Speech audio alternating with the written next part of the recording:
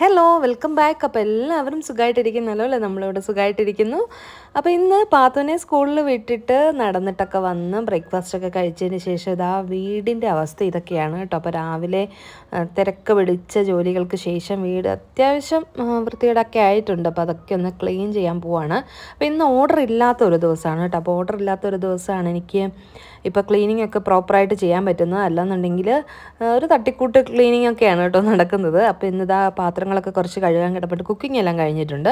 അപ്പോൾ പാത്തുവിന് വേണ്ടിയിട്ടുള്ള ടിഫിൻ കൊടുത്തു വിട്ടു, ദിനുവിന് ലഞ്ച് കൊടുത്തു വിട്ടു. അങ്ങനെ ബ്രേക്ക്ഫാസ്റ്റിൻ്റെയും ലഞ്ചിൻ്റെയും പരിപാടികളൊക്കെ കഴിഞ്ഞു കേട്ടോ. അപ്പോൾ ബാക്കി വന്ന പാത്രങ്ങൾ കുറച്ച് കഴുകാനായിട്ടുള്ളത് അവിടെയുണ്ട് സിങ്കിൽ. അപ്പോൾ ഇതാ ഇന്നത്തെ ലഞ്ച് ചോറുണ്ട്, അതുപോലെ തന്നെ ക്യാബേജ് തോരൻ വെച്ചിട്ടുണ്ട്. പിന്നെ വെച്ചത് തീയലാണ് കേട്ടോ. തീയലെന്ന് പറയുമ്പം പൊട്ടറ്റോയും കൊച്ചുള്ളിയും പടവലങ്ങയും മുരിങ്ങയ്ക്കയും തക്കാളിയൊക്കെ ഇട്ടിട്ടുള്ള തീയലാണ് വെച്ചിട്ടുള്ളത്. അപ്പോൾ ഇതിൻ്റെയൊക്കെ റെസിപ്പി നമ്മുടെ ചാനലിൽ കിടപ്പുണ്ട് കേട്ടോ, നിങ്ങൾ നോക്കിയാൽ മതിയാകും. പിന്നെ ഉച്ചയ്ക്ക് കഴിക്കാറാകുമ്പോഴത്തേക്കും ഒരു മുട്ടയും കൂടെ പൊരിച്ച് കഴിഞ്ഞ് കഴിഞ്ഞാൽ ഊണ് കുശലായി.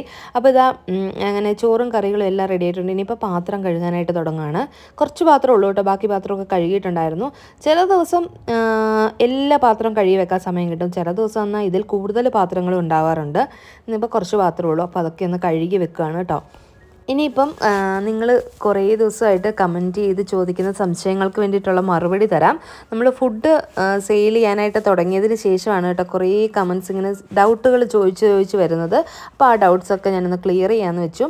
നമ്മൾ ഡെയിലി ഓർഡർ എടുക്കുന്നില്ല. നമ്മൾ ഓർഡർ എടുക്കുന്നത് എങ്ങനെയാണെന്ന് വെച്ച് കഴിഞ്ഞാൽ 2 ദിവസം കൂടുമ്പോഴാണ്. കാരണം ഞാൻ ഒറ്റയ്ക്കാണല്ലോ ഇതെല്ലാം ചെയ്യുന്നത്. അപ്പോൾ പിന്നെ അത് നമുക്കെല്ലാം കൂടെ മാനേജ് ചെയ്യാനായിട്ട് ബുദ്ധിമുട്ടാണ് ഡെയിലി കൊടുക്കുകയാണെങ്കിൽ. അപ്പോൾ 2 ദിവസം കൂടുമ്പോഴാണ് നമ്മളിത് ചെയ്യുന്നത് കേട്ടോ. അപ്പോൾ ഇത് എങ്ങനെയാണെന്ന് വെച്ചാൽ നമ്മൾ അപ്പാർട്ട്മെൻറ്റിലാണത് താമസിക്കുന്നത്. അപ്പോൾ അപ്പാർട്ട്മെൻറ്റിനകത്ത് ഗ്രൂപ്പ്സ് ഉണ്ട്. അപ്പോൾ അതിൽ നമ്മൾ ഗ്രൂപ്പ്സിൽ നമ്മൾ മെസ്സേജ് ചെയ്യും. നമ്മളിപ്പം നാളെ അപ്പം ഉണ്ടാക്കുന്നുണ്ടെങ്കിൽ ഇന്ന് നമ്മൾ രാവിലെ പോസ്റ്റ് ചെയ്യും. നാളെ ഡിന്നർ നമ്മൾ സെർവ് ചെയ്യുന്നുണ്ട്, ആർക്കൊക്കെ വേണമെന്ന് വെച്ച് കഴിഞ്ഞാൽ പ്രീ ഓർഡർ ചെയ്യാനും പറഞ്ഞിട്ട്. അപ്പോൾ അതനുസരിച്ചിട്ട് നമ്മളുണ്ടാക്കി തലേന്ന് ഓർഡർ എടുത്ത് പിറ്റേ ദിവസം നമ്മൾ അതനുസരിച്ചിട്ടുണ്ടാക്കി അവർക്ക് ഡെലിവറി ചെയ്ത് കൊടുക്കും. അങ്ങനെയാണ് കേട്ടോ ഞാൻ ചെയ്യുന്നത്. പിന്നെ അതുപോലെ റേറ്റിൻ്റെ കാര്യങ്ങൾ ചോദിക്കുന്നുണ്ട്. അപ്പോൾ അതിനെക്കുറിച്ച് പറഞ്ഞാൽ ഇപ്പം ഞാൻ ഒരു ഇഡ്ഡലിയോ കട്ട്ലേറ്റോ ഒക്കെ കൊടുക്കുന്ന സമയത്ത് ഞാൻ ചാർജ് ചെയ്യുന്ന അതേ ചാർജ് വേറൊരു സ്ഥലത്ത് താമസിക്കുന്ന ഒരാൾക്ക് ചാർജ് ചെയ്യാൻ പറ്റത്തില്ല. കാരണം എന്താണെന്ന് വെച്ച് കഴിഞ്ഞാൽ നമ്മൾ താമസിക്കുന്ന ആ ഒരു സ്ഥലത്ത് ആ ഒരു ഡിഷിന് എത്രയാണോ അവർ കടകളിൽ ചാർജ് ആക്കുന്നതെന്ന് നമ്മൾ നോക്കണം.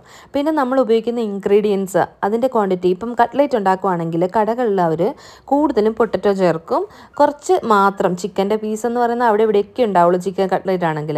അതേസമയം നമ്മൾ ചെയ്യുമ്പോൾ നമ്മൾ ചിക്കൻ അധികമായിട്ട് ചേർത്ത് പൊട്ടറ്റോ കുറച്ച് ചെയ്യുമ്പോഴത്തേക്കും ഒന്നുകൂടെ ടേസ്റ്റും കൂടും, അതുപോലെ വിലയും കൂടും. അങ്ങനെ നമ്മൾ ഉപയോഗിക്കുന്ന സാധനങ്ങളുടെ വിലയും എല്ലാം കൂടെ നോക്കിയിട്ട് വേണം നമ്മളൊരു ചാർജ് ഇടാനായിട്ട്. മാത്രമല്ല നമ്മളൊരു ഹോം മെയ്ഡ് ഫുഡ് കൊടുക്കുമ്പോഴത്തേക്കും ഏറ്റവും ഹെൽത്തി ആയിട്ട് നമ്മൾ വേറെ മായമൊന്നും ചേർക്കാതെ ഏറ്റവും ഹെൽത്തി ആയിട്ട് ചെയ്യാനായിട്ട് നമ്മൾ ശ്രമിക്കും. പിന്നെ നമ്മൾ നല്ല വൃത്തിയിലും ആയിരിക്കും ചെയ്യുന്നത്. അപ്പോൾ അതനുസരിച്ചിട്ട് 1-2 രൂപ അങ്ങോട്ടും ഇങ്ങോട്ടും കൂട്ടിയാലൊന്നും കുഴപ്പമൊന്നുമില്ല. നമ്മൾ നല്ല രീതിയിൽ നല്ല ടേസ്റ്റായിട്ടുള്ള ഫുഡ് കൊടുക്കുകയാണെങ്കിൽ എന്തായാലും നമുക്ക് ഓർഡർ കിട്ടും. അതനുസരിച്ചിട്ട് നമുക്ക് അതിപ്പോൾ കുറച്ച് ഒരു 3-4 രൂപ കൂടിയാലും ആൾക്കാർ നമുക്ക് ഓർഡർ തരുകയും ചെയ്യും കേട്ടോ. കാരണം നമ്മൾ കൊടുക്കുന്ന ഫുഡ് ടേസ്റ്റിലും അതുപോലെ തന്നെ ക്വാണ്ടിറ്റിയിലും ക്വാളിറ്റിയിലും കാര്യം ഉണ്ടായിരിക്കണം കേട്ടോ. അപ്പോൾ അതാ പറഞ്ഞുകൊണ്ടിരിക്കുന്നതിനിടയ്ക്ക് ഞാൻ ക്ലീനിങ് എല്ലാം ചെയ്തു പോകുന്നുണ്ട് കേട്ടോ. അതിൻ്റെ ഇടയ്ക്കാണ് ഈ കാര്യങ്ങളും പറയുന്നത്.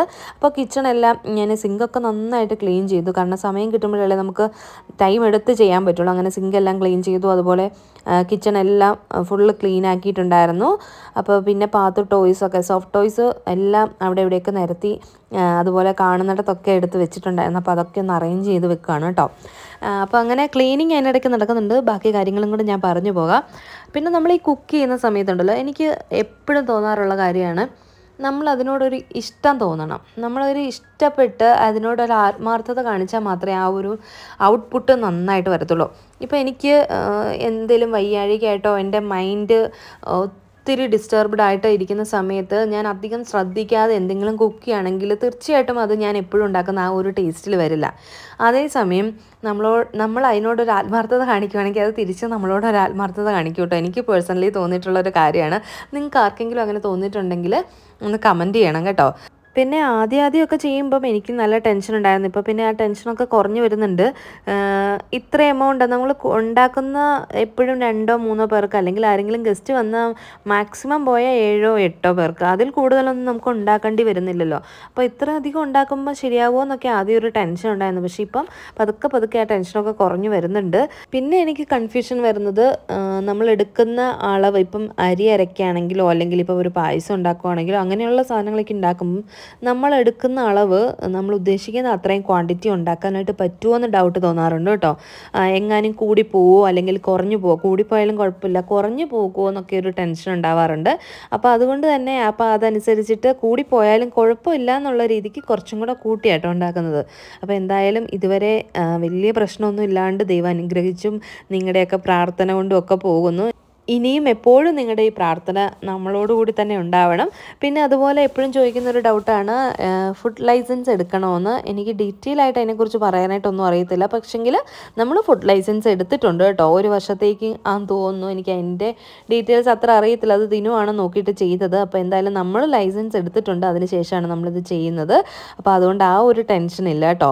അപ്പോൾ ഇതാ ക്ലീനിങ് എല്ലാം കഴിഞ്ഞ് കഴിഞ്ഞപ്പോൾ അലമാരിയൊക്കെ അത്യാവശ്യം നല്ല രീതിയിൽ വൃത്തികേടായിട്ടുണ്ടായിരുന്നു. കാരണം കുറേ ദിവസമായിട്ട് അങ്ങോട്ട് ശ്രദ്ധിക്കാനേ പറ്റുന്നില്ല. തുണി ഓരോരുത്തരെടുക്കും, അപ്പോൾ അടിയിലിരിക്കുന്ന മേളിൽ വരും, മേളിലിരിക്കുന്ന അടിയിൽ വരും, അങ്ങനെയൊക്കെ വന്ന് തുണിയെല്ലാം വാരി വലിഞ്ഞ കിടന്നിരുന്നത്. അപ്പോൾ അതൊക്കെ എല്ലാം എടുത്ത് ഇന്ന് സമയമുള്ളതുകൊണ്ട് തന്നെ പാത്തു സ്കൂളിൽ നിന്ന് വരുന്നതിന് മുന്നായിട്ട് അലമാരിയൊക്കെ ഒന്ന് അടുക്കി വെക്കാമെന്ന് വിചാരിച്ചിട്ട് എല്ലാ തുണിയും ഓരോ സെക്ഷനായിട്ട് എടുത്ത് വെളിയിലിട്ടിട്ട് അതൊക്കെ ഒന്ന് മടക്കി വെക്കുവാണ് കേട്ടോ. അലമാരിയൊക്കെ ഒന്ന് ഒതുങ്ങിയിരിക്കുന്ന കണ്ടാൽ തന്നെ എനിക്ക് എന്തൊരു സാറ്റിസ്ഫാക്ഷൻ ആണോ. അപ്പോൾ അതുകൊണ്ട് തന്നെ ഞാൻ തുണിയൊക്കെ ഒന്ന് മടക്കി വെക്കുകയാണ്. അപ്പം ഓരോ സെക്ഷനായിട്ട് ചെയ്യണം. അതാണെങ്കിൽ കുറച്ച് നമുക്ക് ബാക്കി വന്നാലും പിന്നീട് അത് ബാക്കി ചെയ്താൽ മതിയല്ലോ എന്ന് വിചാരിച്ചിട്ട് എല്ലാം കൂടെ നമ്മൾ ഒന്നിച്ചിട്ട് ചെയ്യാനായിട്ട് ഇരിക്കുമ്പോഴത്തേക്ക് നമ്മൾ മടുത്തു പോകും കേട്ടോ. അങ്ങനെ അലമാരിയൊക്കെ ഞാൻ ഒതുക്കി വെച്ചു. അങ്ങനെ തുണിയൊക്കെ മടക്കി വെച്ച് കഴിഞ്ഞപ്പോൾ ഓർത്തത്, തുണി അലക്കാനായിട്ട് ഇട്ടിട്ടുണ്ടായിരുന്നു മെഷീനിൽ, അത് വിരിച്ചില്ലല്ലോ എന്ന്. അപ്പോൾ ഇത് വിരിച്ചിട്ട് തുണി മടക്കാനായിട്ട് ഇരിക്കുമായിരുന്നെങ്കിൽ കുറച്ചൊന്ന് ഉണങ്ങി കിട്ടിയേനെ. പക്ഷേ അത് മറന്നുപോയി കേട്ടോ. അപ്പോൾ അന്നേരം തുണിയും കൂടെ എന്നാൽ വിരിച്ചേക്കാമെന്ന് വിചാരിച്ചിട്ട് തുണിയെല്ലാം എടുത്തൊന്ന് വിരിക്കുകയാണേ. അങ്ങനെ തുണിയും കൂടെ വിരിച്ചു കഴിഞ്ഞ് കഴിഞ്ഞാൽ നമ്മുടെ പരിപാടികളെല്ലാം കഴിഞ്ഞു.